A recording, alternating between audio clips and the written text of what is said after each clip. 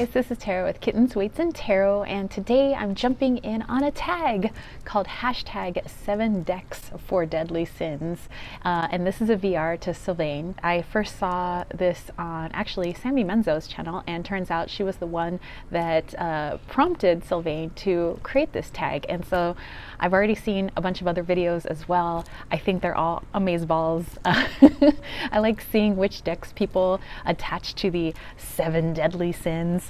So I have my 7 decks here, and let's go ahead and get sinful.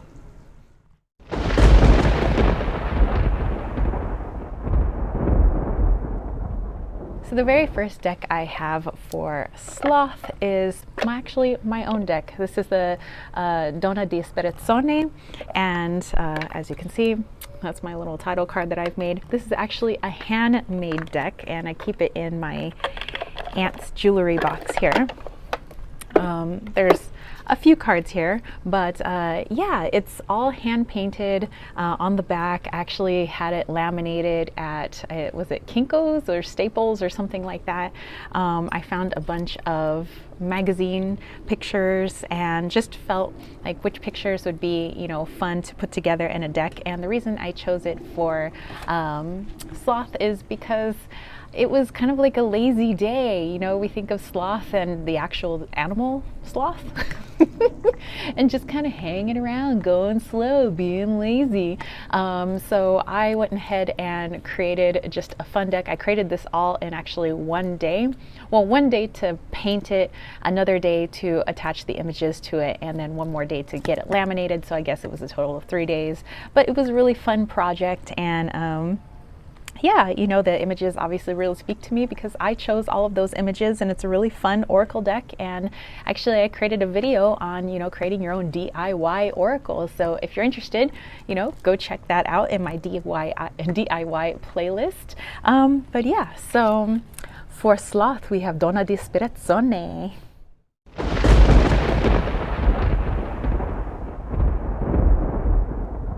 Next we have Wrath, and for Wrath I have chosen the Dark Mirror Oracle.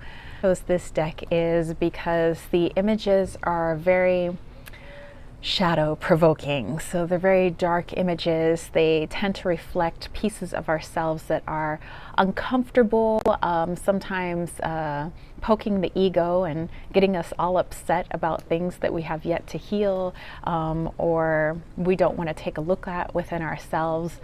I love it because I do want to heal those things. I don't mind getting my own feathers ruffled, I suppose.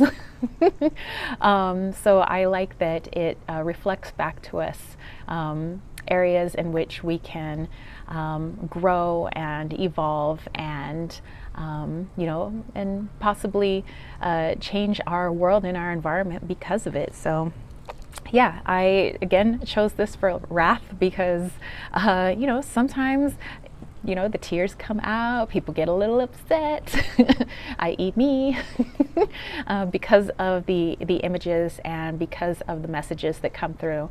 But yeah, I enjoy the Wrath of this deck.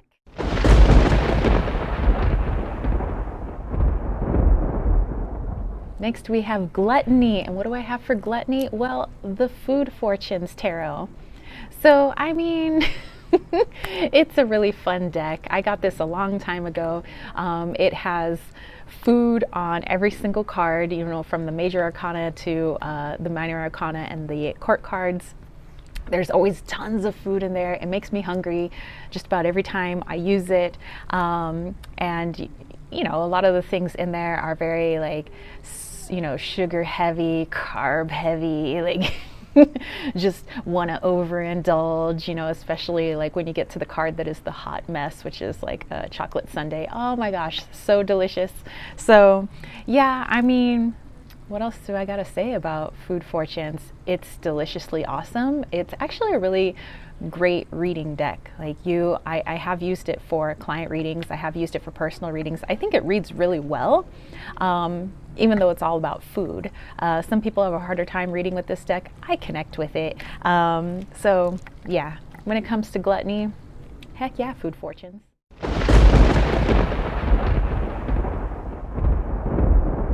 Next we have envy, and actually have the Angels Among Us Oracle. So you might be wondering, angels, ascended masters, what does that have to do with envy? Well, the deck was created by Vix over at New Age Hipster, and she was one of the people that I first started watching here on YouTube, you know, when I was watching like tarot readings and just tarot readers and things like that. And I loved everything that she had created for herself, her whole brand, her, you know, the way that she laid out her videos, the way that she spoke to people. And I actually got a few readings from her as well. And just, I envied her ability to, you know, leave the, you know, let's say muggle world and go off and follow her heart.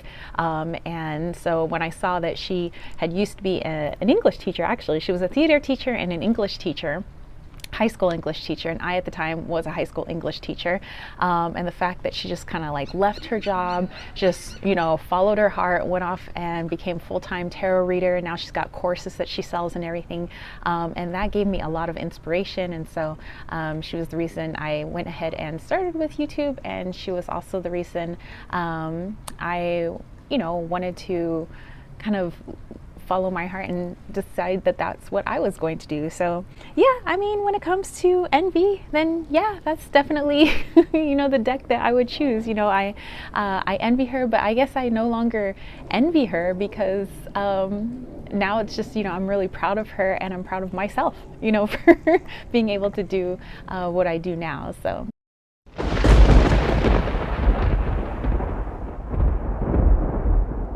next, for lust, we have Le Tarot du Femme Erotique. And actually, this is a really fun deck. It's a bunch of old stock images of, well, little nudies from back in the day. You know, I believe it's like, what, early 1900s or something like that. But they're all meant to be like scandalous and risque. And I guess at the time, you know, that got people, you know, hot and heavy. But I think they just look adorable in this deck. You know, I don't really see it as an erotic deck. It's more like just people being open and free and fun and expressing themselves.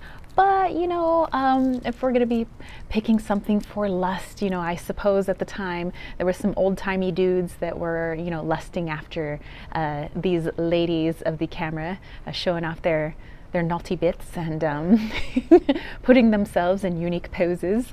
So yeah, I've actually had this deck for quite a while, and yeah, I really love it. And there you go for lusting after Le Tarot du Femme Erotique.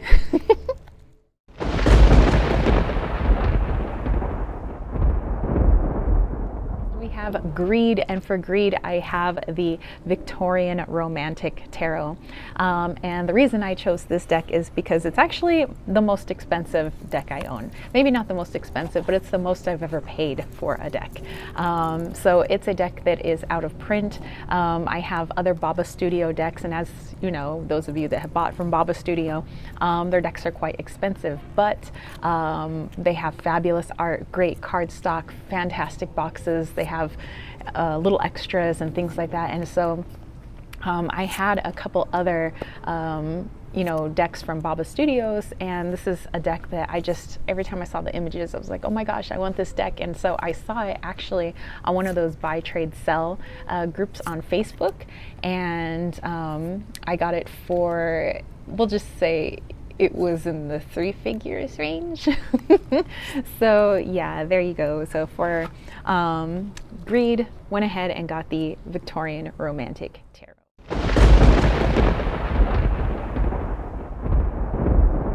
Next and last, we have Pride. And so for Pride, I have Wally's World. So you might be asking, Wally's World, isn't that your deck? Why, yes, it is my deck.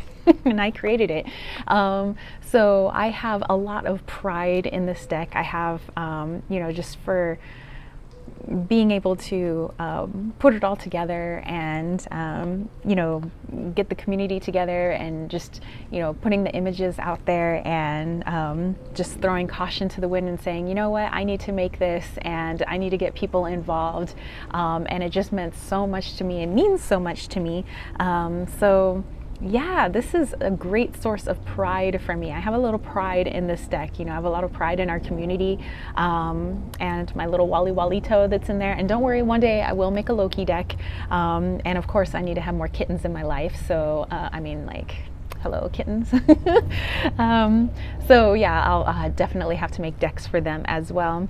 But yeah, my Wally's World, I'm so happy with the way it turned out with the borders, you know, that I created using my own roses with the, you know, my favorite crystal hemimorphite is in there, Wally is in there, you know, our community is in there, I'm in there, you know, it's just so awesome. So yeah, when it comes to pride, I pride myself on my Wally's World. All right, guys, so that's it for me. Hopefully you enjoyed this short video on my 7 decks for my hashtag 7 decks for deadly sins. And I guess, again, this was put out by Sylvain, so I will put the original video down below. But definitely check out my DIY playlist if you were interested in, you know, making your own oracle deck. I've also done like make your own tarot deck and things like that. You know, the ones that you can't actually sell, but they're more for personal use and for funsies. So yeah, definitely check it out. But this was a lot of fun.